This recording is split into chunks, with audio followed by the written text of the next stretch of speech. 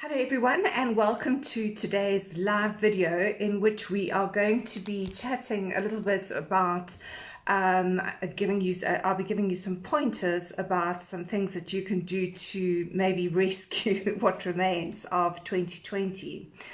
In fact, I just had an email from a family member who was planning on getting married in August, and they are postponing their wedding indefinitely.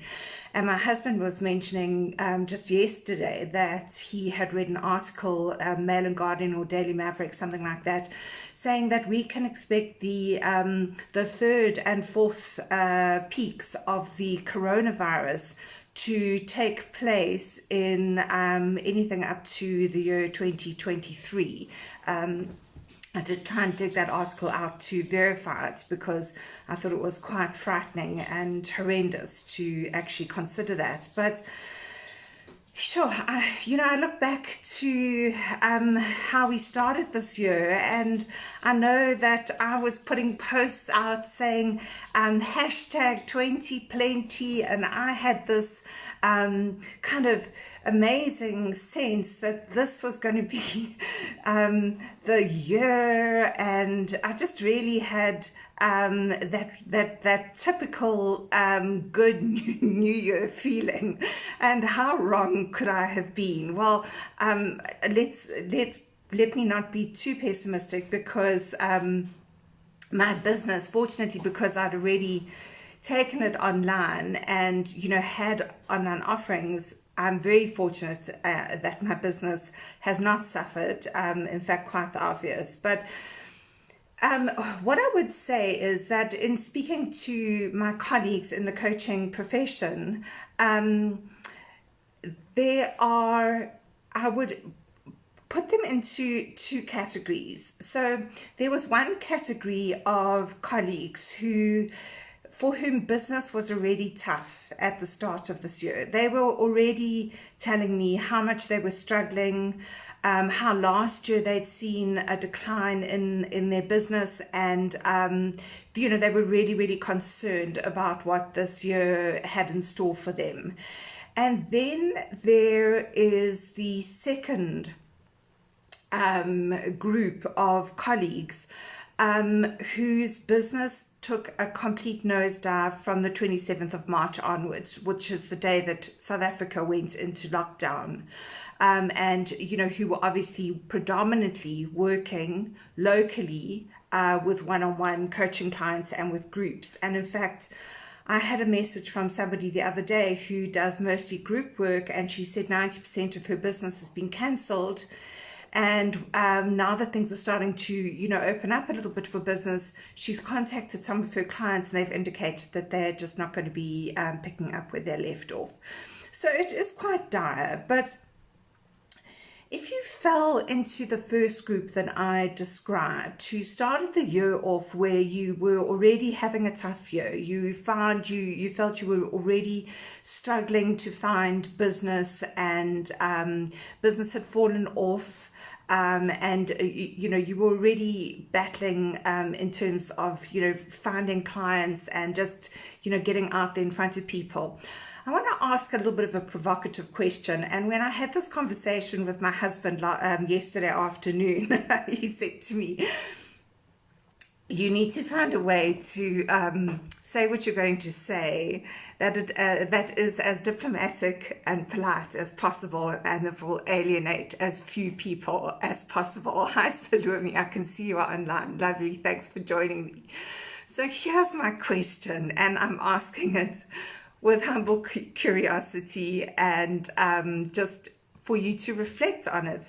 If you fell into the category of my colleagues who started the year off where it was already quite tough, is it possible that somehow your offering and what you were doing needed a little bit of a refresh? Is it possible maybe that what you were offering in terms of your coaching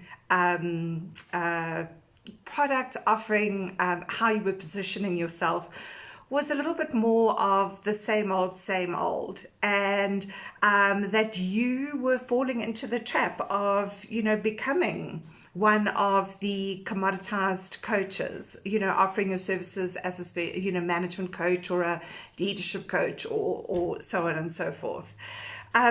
Is it possible that you had started the year almost, taking for granted that your reputation and the work that you had done would speak for itself? You're relying on word of mouth referrals from previous clients that you'd worked with successfully, and that you might not have been doing everything that you needed to do to kind of rise above the clutter in our very crowded markets and differentiate yourself quite clearly from what other people are doing out there, so that so that somebody could relate to you and say, that is the person who's talking my kind of language, and that is the person that I really want to work with. So I do hope that you will take some time to reflect on those questions and see whether any of them do apply, because those are all easy things to fix. Before I go any further, those of you who don't know me and are new to my Facebook Lives, my name is Megan Hudson. I'm a business and marketing coach, and I specialize in working with coaches to help you find and define your niche, and then to learn how to market your practices without spending organically and authentically without spending a cent. I am going to be running a free 5-day training called the Mini Sales and Marketing Accelerator in my private Facebook group starting on the 6th of July. And we're going to look at everything from creating a brand to how you get consistent content out there without tying yourself up for the entire day creating content. And it's going to be really practical, the way that I usually run my trainings. It's completely free of charge, and if you just give me 5 minutes after this video finishes, I will post a quick link in the intro to this video. I'm just giving you a rundown on the contents of that training and the link for where you can sign up for it, because you do need to sign up to receive all of the training videos and emails, and you will need to join my private Facebook group, which is called the Marketing and Sales Academy for Coaches. So 27th of March, South Africa went into shutdown. What were your plans at this point for 2020? What had you set down as your kind of intentions and how the year was going to roll out? I know I did my planning back in November 2019, and fortunately I did it on one of those big rewipeable whiteboards. It makes a terrible noise, but I actually do have it here. So when everything changed, when our world changed so dramatically, it's one of these boards. You can still, I think, buy them from CNA, and you'll probably get them at a lovely 50% discount now. But when everything changed and our world shifted and pivoted, it was quite easy for me to kind of look at what I had planned out for the year in terms of the work that I was going to be focusing on and what I was going to be developing, and actually just shift things a little bit. In fact, if the truth be told, I am currently still on track with my original plans. So I had a launch plan for the 6th of July, and what do you know? I'm going to be launching on the 6th of July. So my question is, what were your goals up until this point? Or did you actually, had you set goals for the year? Or were you just kind of, flying by the seat of your pants and, hoping that business would carry on as usual and that you would pick business up as you went in the usual way through your networking activities and, all those wonderful luxuries that we no longer have? The truth be told, you've clearly had to rethink how you go about getting business, and whatever business you were planning on doing, whether it was running workshops to supplement your coaching and doing one-on-one group coaching, those kinds of interventions. You've obviously had to, I hate using that word pivot, so I'm going to use the word shift. You've obviously had to shift and go online into a space that a lot of us are not comfortable in.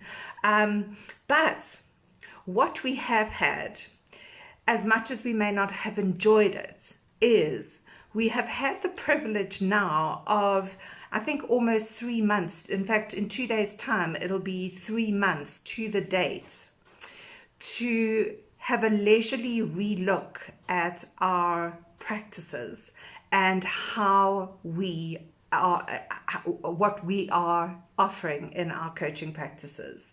So what has shifted and changed for you? What realizations, having had this opportunity to have this very unpleasant wake-up call, what has changed for you? What realizations have you had? And what transformation are you looking at or considering for your business? And I hope that you are finding it possible to get into a mindset where you can think about options and alternatives and how you can take what you had and still offer it authentically, but in a different way. So I wanted us to come into this live training thinking of this as we've had an opportunity. We've all had an amazing opportunity for a fresh start. It's almost like we've shut the store down, we've done a revamp, we've put in like a new look furniture and everything, and we are about to reopen the store for business. So what is your store, if you are talking about your coaching practice, what is your new store going to look like, and what different products are going to be on the shelves? How will your products have transformed in order to be relevant and more up to date for what we need to be offering now? So I use, I love these actually. I use a series of journals, and I started using them last year because I had quite a lot on my plate professionally and personally. They're called Best Self journals. I actually imported a set of 4 from the States, and fortunately I only wrote in them in pencil, so I've been able to reuse them. I mean, it sounds really cheap and nasty to say that, but they were expensive to import. The nice thing about them though is that every journal, so the reason why you buy 4 journals at a time is because every journal is a 13-week journal, and you started off at the beginning of, it's like a 13-week sprint, okay, where you say at the beginning of the 13 weeks, you set 3 goals for yourself. I'm showing you, I don't think you can actually see the pages clearly, so I'll rather explain. So at the beginning of the journal, there are these 3 goal setting pages, and you start off to say, like, what is, in the next 13 weeks, what is the end result goal that I want to achieve? You then break it down into this month, this is the milestone that I need to be at. This month is I need to be at this milestone, and so on. And then you actually take for each monthly milestone that during the course of that month, what actions and tasks you need to do in order to achieve those monthly milestones. So then on a daily basis, you transfer what your milestones are for that particular period, and you have to break down to a day-by-day, step-by-step basis what it is that you're going to do on that day that is going to shift you further towards achieving your goals. Now, this is it's been transformative. I can only describe it as it got me through studying 2 courses at the same time, completely changing my own business model last year, completely revamping how I was offering my business and what I was offering. I was able to work very intentionally and manage one of the heaviest workloads I think I've ever had to juggle in my entire working life. And it was it was made really, really easy by the fact that I was continually on a 13-week cycle, and within those 13 weeks I had goals that I wanted to achieve, so that over the course of an entire year I could actually achieve my bigger goals. And there's actually been some amazing research that I mentioned in one of my other lives. I think it was Fishbach and Choi, where they looked at the people who are successful in achieving their goals, and apparently only 92% of people successfully achieve their goals, which is like, apparently 92% of people do not successfully achieve the goals that they've set for themselves. But what Fishbach and Choi actually found was that, say your big goal was getting a postgraduate degree, like a master's degree, all right? So that's like a 2-year goal. If the person who has that goal actually breaks it down into smaller chunks, like I've got to do this work, and this work towards this assignment, and my next assignment is going to be on that date, and they actually break down, so I need to, do this research, read these articles, and break it down. The more you broke your huge, big, hairy goal down into smaller steps, even down to day-by-day steps, the more likely you were to stick to your bigger goals and to actually achieve them. The other thing that I want to suggest to you is that you consider creating a list of daily actions or habits that you need to get into in order to shift you closer to your goals. So let me give you an example. We know that people who meditate regularly benefit tremendously in terms of how they manage their stress, their levels of resilience. There are all sorts of, in terms of, I think, creative thinking, but there are massive benefits in terms of regular meditation. So you might, as a daily habit, list meditation as one of the things that you're going to do. If marketing your coaching practice and getting clients is a challenge, you've got to make one of your daily habits getting visible on a daily basis out there, getting visible in some way. Now, doing live video is not for everybody, but it means that in one way or another, you have got to make sure that on a daily basis, you are visible and making some kind of a statement or a shift to position and market your coaching practice and the services that you offer. So I just wanted to put that to you, that a little mini assignment might be to put together a daily ritual planner and to try and stick to that. Challenge yourself. With my dietitian, who has got endless patience, I have to tell you, she and I see her once a month, and she and I every month commit to a 30-day challenge. So my challenge items might be eating dinner at the table every single night. It might be logging my food on a daily basis, and it might be walking my dogs a minimum of 4 times a week. But during that 30 days, so I do like a 30-day sprint with her, I keep track of, I make that commitment, and I keep track of those habits that are all going to shift me closer towards my goal of dropping, this corona weight, I tell you what.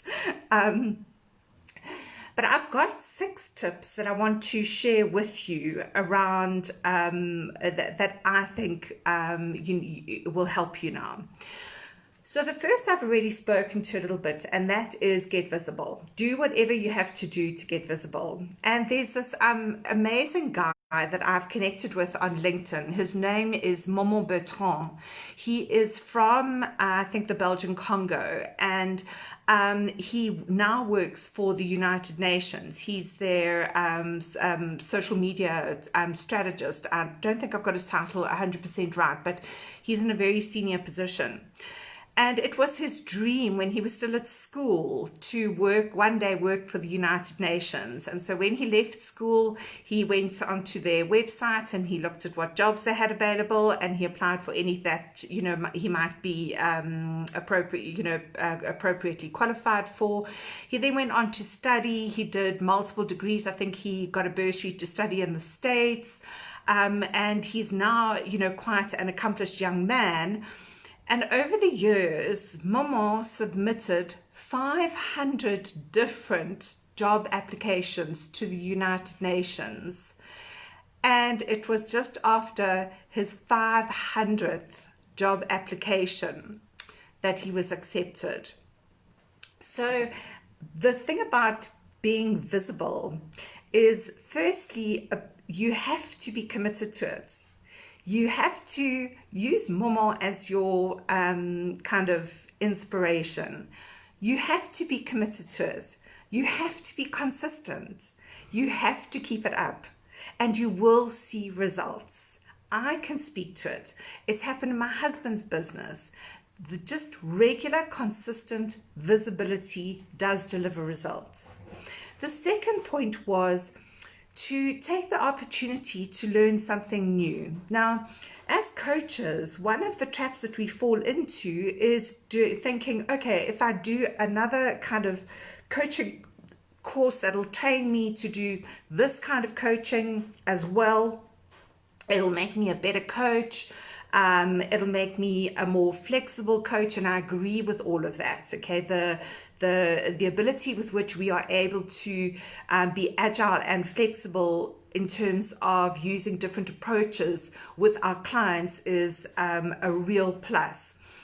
But don't fall into the trap of only studying different ways of coaching, different models and frameworks. Remember, you're also an entrepreneur and a business person, and you need to study, you need to learn certain skills to run your business. And one of them is, if you want more clients, if you want to learn how to market your business, that needs to be something that you need to put on your bucket list of things that you need to study and learn more about. The third tip that I want to give you is to go to your previous and existing clients and ask for referrals. Ask them if there are people, colleagues that they know of who they think would benefit from working with you, and if you could use their name in kind of contacting that person and opening the doors. A very clever friend of mine has for years been getting more and more business from a particular sector of industry, and has actually been quite inspired in terms of saying, so who do my clients service and supply? I know this kind of the broad aspects of this industry really well. Who could I ask for referrals to in terms of the people that they work with, outside of their business, to get additional clients? And I think that was quite a clever and inspired approach. And perhaps you could do the same if you have a particular pattern in terms of the kinds of clients and kinds of businesses that you work with. So ask for referrals. Don't be afraid. And you know what? Your clients can't detect if you're going through a tough patch and you need more business. If you don't ask them for referrals, they're not going to know to give you referrals. They're not going to think of giving you referrals. All they're going to think is, gee, I had a really, really great coaching session and that was quite transformative. And that might just be, they're busy, they've got lots on their plates. This lockdown has given them as many challenges as it's given us. So you'd be the one to be proactive. The fourth thing is look at all the content that you've put out over the years, and I'm quite sure that you would be able to combine it into some kind of a resource. So I'm sure with your knowledge and your IP, there is something that you could put together that you could offer maybe as a short online course that you run through Zoom sessions, a workbook, a course that people can sign up for, that is a series of email trainings. There are lots of different ways that you can offer your knowledge and intellectual property to potential clients, so that they get the opportunity to experience what it's like to work with you and just benefit from your knowledge. The fifth tip is, and I've only got one more after this, so stick with me. The fifth tip is, if one of your clients was sitting in front of you and saying, business is really tough at the moment, and I am stumped for how to sell myself and how to market my business, how would you be coaching that client? What would you say to that client? And can you have that self-coaching conversation so that you can perhaps think out of the box and think a little bit more creatively and constructively about what you do have, the assets that you actually, the intellectual property assets that you actually already do have in your business that you are not leveraging properly.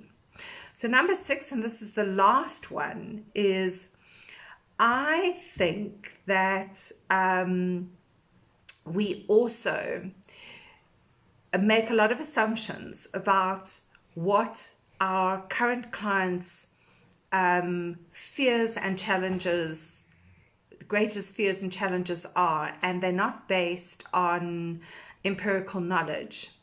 And more I'm advising people who are coming to me for coaching as their very first project to actually do some informal interviews with existing and past clients to really get an understanding of their issues. It's one thing for a client to say, look, money is tight and I can't afford to have a coaching session every single month, and we've got to cut it down to every 2 weeks. But dig deeper into that, because if somebody really wants something, I mean, it's not like they are kind of, cutting you off and stopping working with you. They're reducing the frequency of working with you because they're concerned about their budget. But is there a different way that you could work with that client to add value in a slightly different way, so that you could just up the income again back to where it was when you were having weekly coaching sessions?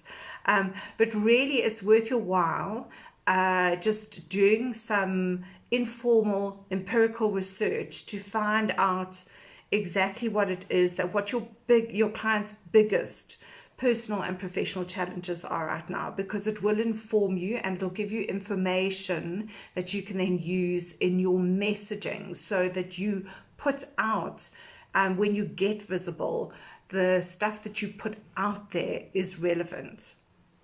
So that's all I have for you today. It was to get visible, learn something new, ask for referrals, create some kind of a resource or a course or an alternative way for people to work with you based on your intellectual property, your knowledge and experience. How would you coach yourself if you were the client sitting in front of you saying, I don't know how to market and sell myself? And to get a really, really deep understanding of what your client's current issues and challenges on a personal and professional level are at the moment. So I hope that you've taken something useful away from this. Thank you everybody who's joined me, and if you're watching later on the replay, I want to thank you in advance. Don't forget, I will be posting details of how you can sign up for my 1-week free training, and I look forward to having you join the group and participate in that training. But enjoy the rest of your day, and it's almost the weekend, so woohoo. Take care. Bye.